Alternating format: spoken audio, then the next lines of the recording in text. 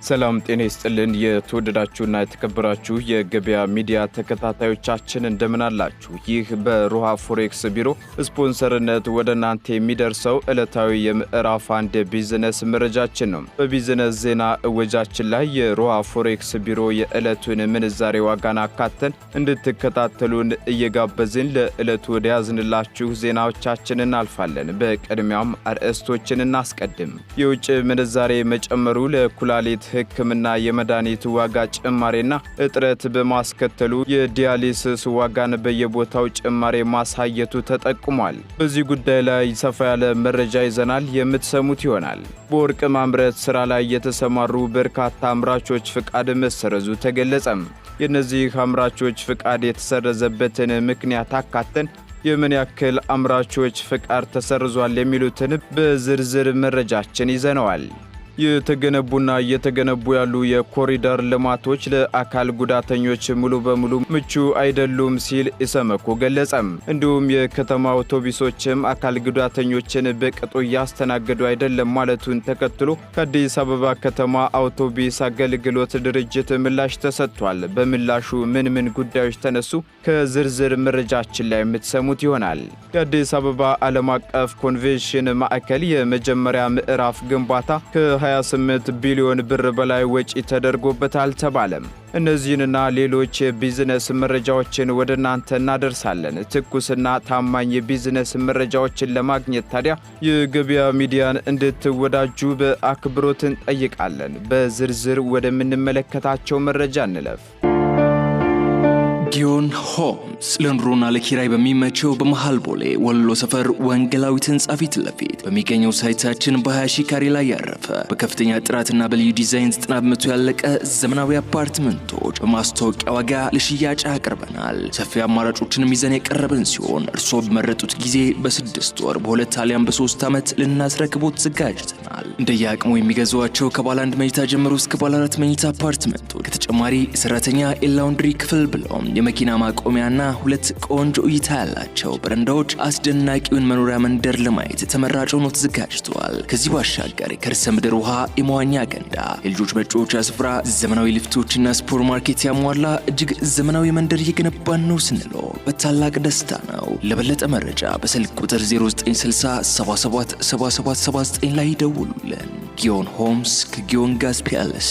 በቤጂ ወረዳ አብዛኛው የጤና ተቋማት በመዘረፋቸው አስቸኳይ ሕክምና የሚፈልጉና ለሕይወት አስጊ የጤና ችግር ያጋጠማቸው ታካሚዎች አገልግሎት እንዲያገኙ ተደርጓል ሲል ዓለም አቀፉ የቀይ መስቀል ማህበር አስታውቋል። በኦሮሚያ ክልል ምዕራብ ወለጋ ቢኒ ወረዳ 42 የጤና ተቋማት መዘረፋቸውን ተከትሎ አገልግሎት ማቆሙ ተገልጿል።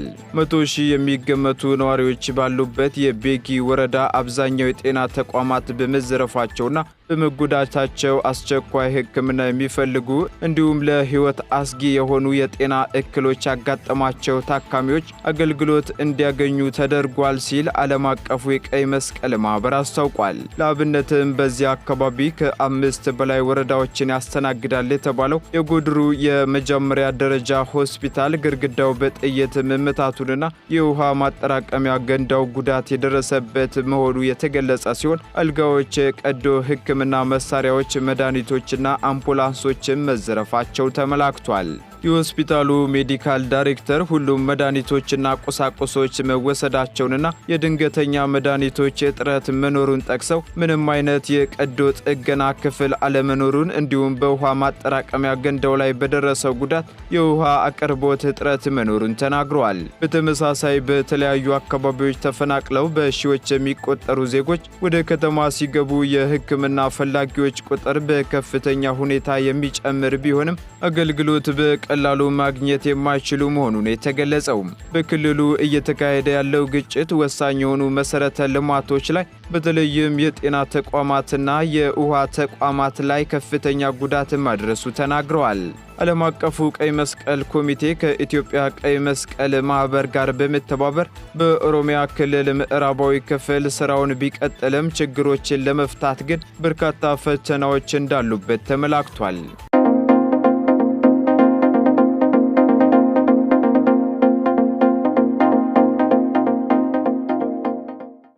በወርቅ ማምረት ስራ ላይ የተሰማሩ በርካታ አምራቾች ፍቃድ መሰረዙ ተገለጸም። በደቡብ ምዕራብ ኢትዮጵያ ህዝቦች ክልል የማዕድን ዘርፍ አፈጻጸም አሳሳቢ ደረጃ ላይ መድረሱን የክልሉ ማዕድንና ኢነርጂ ልማት ኤጀንሲ አስታውቋል። በክልሉ ከሚገኙ 58 ልዩ አነስተኛና 12 ባህላዊ የወርቅ አምራቾች መካከል አፈጻጸማቸው ደካማ የሆኑት 32ቱ ፍቃዳቸው መሰረዙ ተገልጿል። በ6 ወራት ውስጥ ምንም አይነት ወርቅ ማምረት ያልቻሉ 12 ልዩ አነስተኛና 2 ባህላዊ አምራቾች መኖራቸውን የክልሉ ማዕድንና ኢነርጂ ልማት ኤጀንሲ ዋና ዳይሬክተር አቶ ገብረ ማርያም ሰጠኝ ገልጸዋል። በዚህም አሳማኝ ምክንያት ካላቀረቡ በቀጣይ እርምጃ እንደሚወሰድባቸው ማስጠንቅቀዋል። በድንጋይ ከሰል ማምረት ፍቃድ ከወሰዱ ከ20 በላይ ባለ ፍቃዶች መካከል እስካሁን ወደ ማምረት የገቡት 8 ብቻ መሆናቸውንም ዋና ዳይሬክተሩ ጠቁመዋል። በበጀት ዓመቱ 6 ወራት 150 ኪሎ ግራም ወርቅ ለማምረት ታቅዶ 75.5 ኪሎ ግራም እንዲሁም 100,000 ቶን ድንጋይ ከሰል ለማምረት ታቅዶ 50,000 ቶን ብቻ ማምረት መቻሉ የተነገረ ሲሆን የምርት እጥረቱ ምክንያት ህገወጥነትና ወደ ስራ ያልገቡ አምራቾች በመኖራቸው ነው ተብሏል ሲል ካፒታል ጋዜጣ አስነብቧል።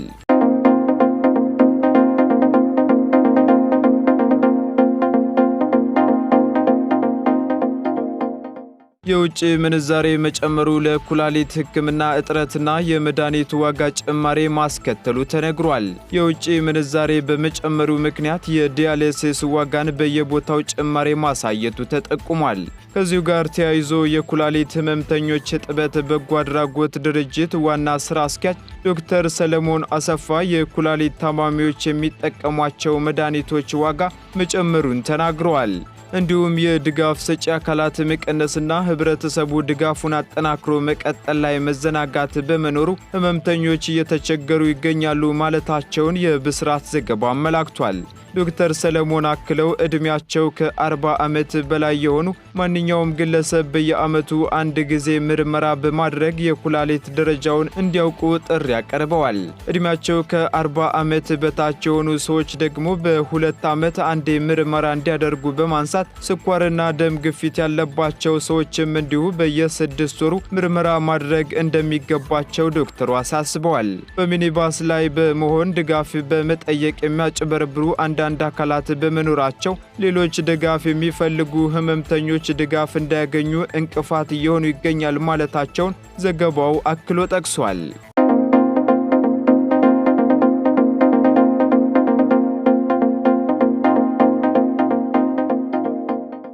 የአዲስ አበባ ዓለም አቀፍ ኮንቬንሽን ማዕከል የመጀመሪያ ምዕራፍ ግንባታው ከ28 ቢሊዮን ብር በላይ ወጪ ተደርጎበታል ተባለም። ለማዕከሉ ከወጣው ወጪ ውስጥ ከ22 ቢሊዮን ብር በላይ የሚሆነው በባለ አክሲዮኖች የተከፈለ ካፒታል መሆኑ ተጠቁሟል። በማዕከሉ ዙሪያ የሚገኙት 6 ህንፃዎች ወደ 1000 አልጋዎች በሚይዙ ሆቴሎች እየተቀየሩ ይገኛሉ የተባለ ሲሆን 2000 መኪኖች ማስተናገድ የሚችል የመኪና ማቆሚያ ቦታ እንዳለውም ተገልጿል። የኮንቬንሽን ማዕከሉ የንግድ ፍቃድም የኮንፈረንስ ቱሪዝም የሚል ሲሆን በቀጣዮቹ 3 እና 4 ወራት 10 ተቋማት ኩነቶችን ለማካሄድ ወረፋ መያዛቸውንም የሀገር ውስጥ ሚዲያዎች ዘግበዋል። ማዕከሉ ባለፈው ሳምንት የተመረቀ ሲሆን ስለ ወጪው ግን ብዙም አልተነገረም።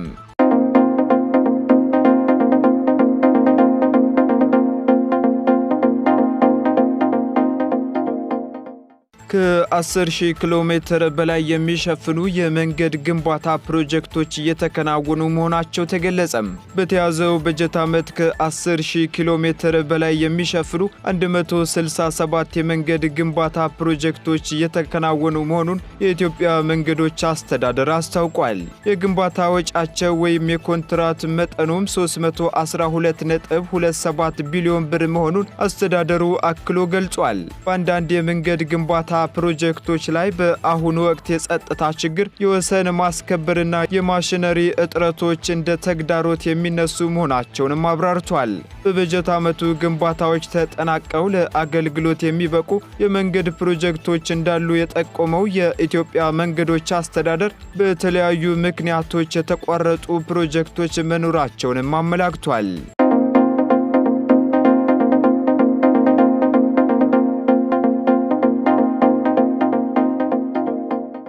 የተገነቡና እየተገነቡ ያሉ የኮሪደር ልማቶች ለአካል ጉዳተኞች ሙሉ በሙሉ ምቹ አይደለም ሲል ኢሰመኮ ገለጸም። እንዲሁም በአዲስ አበባ ከተማ የብዙሃን ትራንስፖርት አገልግሎት የሚሰጡ አውቶቡሶች አካል ጉዳተኞችን በቅጡ እያስተናገዱ አይደለም ሲል የኢትዮጵያ ሰብአዊ መብቶች ኮሚሽን ተናግሯል። ኢሰመኮ በአዲስ አበባ የተገነቡና እየተገነቡ ያሉ የኮሪደር ልማቶችም ለአካል ጉዳተኞች ሙሉ በሙሉ ምቹ አለመሆናቸውንም ገምግም ያለው ማለቱ ተገልጿል። አውቶቡሶች አካል ጉዳተኞችን ባማከለ መልኩ የተሰሩ ቢሆኑም አካል ጉዳተኞቹ አገልግሎት የሚያገኙት በአሽከርካሪው በጎ ፍቃድ እንጂ እንደ መብት አይታየላቸውም ሲሉ በኢትዮጵያ ሰብአዊ መብቶች ኮሚሽን የሴቶች ሕፃናት አካል ጉዳተኞችና አረጋውያን ኮሚሽነር ርግበ ገብረ ሐዋርያ ተናግረዋል። ይህን የሚያደርጉ አሽከርካሪዎችም ተጠያቂ ባለመሆናቸው ችግሩ እንዲሰፋ ምክንያት ሆነዋል የተባለው። የኢሰመኮን ገለጻ ተከትሎም የአዲስ አበባ ከተማ አውቶቡስ አገልግሎት ድርጅት ዋና ስራ አስፈጻሚ አቶ አካሉ አሰፋ ምላሽ የሰጡ ሲሆን በምላሻቸውም እኔ የማውቀው ለአካል ጉዳተኞቹ ትክክለኛ አገልግሎት እየሰጠን ስለመሆኑ ነው ብለዋል። አንዳንድ የስነ ምግባር ችግር ያለባቸው አሽከርካሪዎች እንደሚኖሩ የተናገሩት አቶ አካሉ በ8991 ነጻ ስልክ መስመር በሚደርሰን ጥቆማ መሰረትም የስነ ምግባር ችግር አለባቸው በተባሉ አሽከርካሪዎች ላይ የእርምት እርምጃ እየተወሰደባቸው እንደሆነ ሸገር ዘግቧል።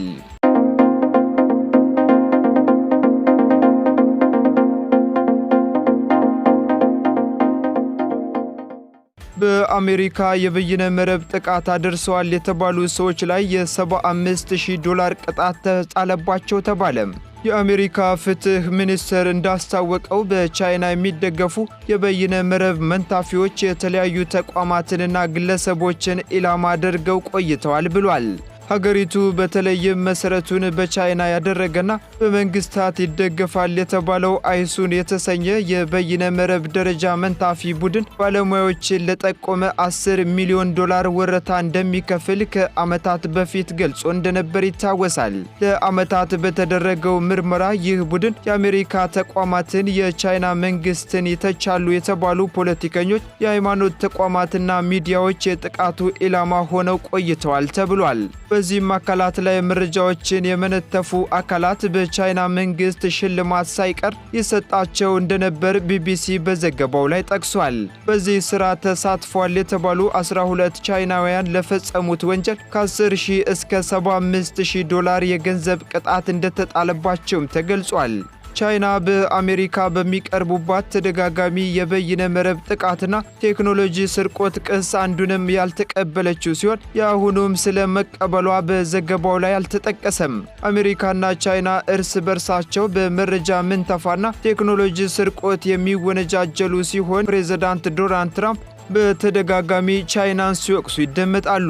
ለአብነትም በቅርቡ ይፋ የሆነው ዲፕሲክ የተሰኘው የአርቲፊሻል ኢንተለጀንስ ወይም ሰው ሰራሽ ሞዴል የተወሰኑ መረጃዎችን ከአሜሪካ ኩባንያዎች የተቀዱ መሆናቸውን ሲገለጽ ነበር።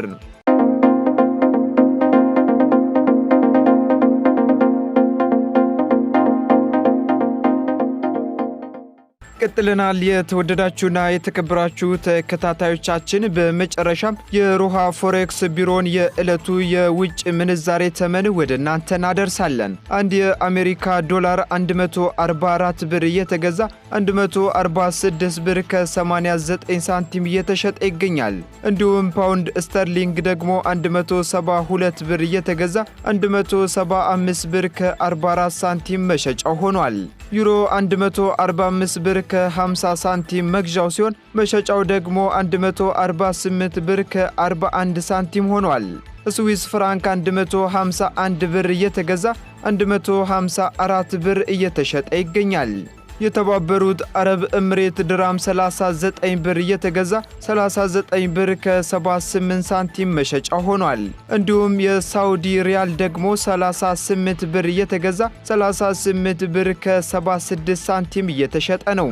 የቻይናው ዩዋን እንዲሁ 18 ብር እየተገዛ 18 ብር ከ36 ሳንቲም እየተሸጠ መሆኑን የሮሃ ፎሬክስ ቢሮ የዕለቱ የውጭ ምንዛሬ ተመን መረጃ ያመለክታል።